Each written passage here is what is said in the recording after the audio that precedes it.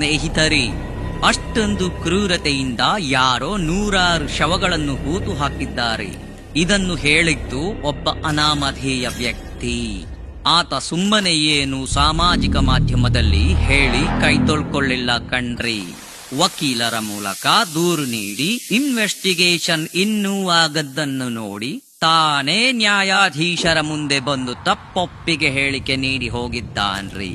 ಹಾಕ್ರಿ comment, ಹೊಡಿರಿ like. ಕರ್ನಾಟಕದೆಲ್ಲೆಡೆ ಜನರಿಗೆ ಗೊತ್ತಾಗ್ಬೇಕು ಇವತ್ತು. ನಾನು ಎಲ್ಲಾ ವಿಷಯವನ್ನು ಎಳೆಯಾಗಿ ಬಿಡಿಸಿ ಹೇಳ್ತೀನಿ. ನಾನೇ ಹೂತು ಹಾಕಿದ್ದು, ನನ್ನನ್ನು ಅಪರಾಧದಲ್ಲಿ ಭಾಗಿಯಾಗಿಸಿದ್ದಾರೆ. ಎಲ್ಲಾ ಶವಗಳನ್ನು ಹೂತು ಹಾಕಿದ ಸ್ಥಳ ತೋರಿಸ್ತೀನಿ, ಯಾರು ಮಾಡಿಸಿದ್ದು ಹೇಳ್ತೀನಿ ಅಂತ ನ್ಯಾಯಾಧೀಶರ ಮುಂದೆ ಹೇಳಿ ಹೋಗಿದ್ದಾನ್ರಿ. ಅಲ್ರಿ, ಇದು ಒಂದು ಅತಿ ಮುಖ್ಯ ವಾರ್ತೆ ಅಲ್ವೇನ್ರಿ? ಯಾವ ಟಿವಿ ಚಾನೆಲ್ನವರು ಈ ಬಹುಮುಖ್ಯ ವಾರ್ತೆಯನ್ನು ಪ್ರಸಾರ ಮಾಡಿದ್ದಾರೆ? ನೀವೇ ಹೇಳ್ರಿ. ನಿಮ್ಮ ಮನಸ್ಸಿನಲ್ಲೇನಿದೆ?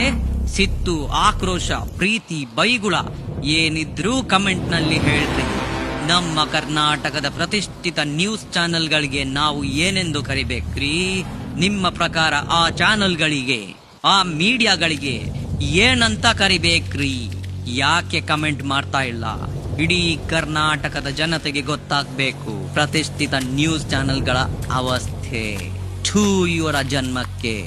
ಯಾರೋ ಪ್ರೆಗ್ನೆಂಟ್ ಆದ್ಲಂತೆ, ಇನ್ನೊಬ್ಳು ಓಡಿ ಹೋದ್ಲಂತೆ, ಭವಿಷ್ಯ ಹೇಳ್ತಾರಂತೆ, ಅಲ್ಲಿ ಪವಾಡ ಇದೆಯಂತೆ, ಇಲ್ಲಿ ದೆವ್ವ ಇದೆ ಅಂತೆ. ಥೂ ಕಚ್ಚಡ ಕಂತ್ರಿ ಬೇವರ್ಸಿ ಮೀಡಿಯಾಗಳ ನಿಮ್ಮ ಜನ್ಮಕ್ಕೆಷ್ಟು. ಸಿಕ್ಕ ಕಂತ್ರಿ ನ್ಯೂಸ್ಗಳನ್ನು ಮತ್ತೆ ತೋರಿಸೋ ನೀವುಗಳು ಇಷ್ಟೊಂದು ಪ್ರಮುಖವಾದ ನ್ಯೂಸ್ ಅನ್ನು ಯಾಕ್ರಿ ತೋರಿಸ್ತಿಲ್ಲ? ಬಂಡ್ರಪ್ಪ, ಎಲ್ರು ಇವರಿಗೆ ಮಂಗಳಾರತಿ ಮಾಡಿ ಕಮೆಂಟ್ ನಲ್ಲಿ.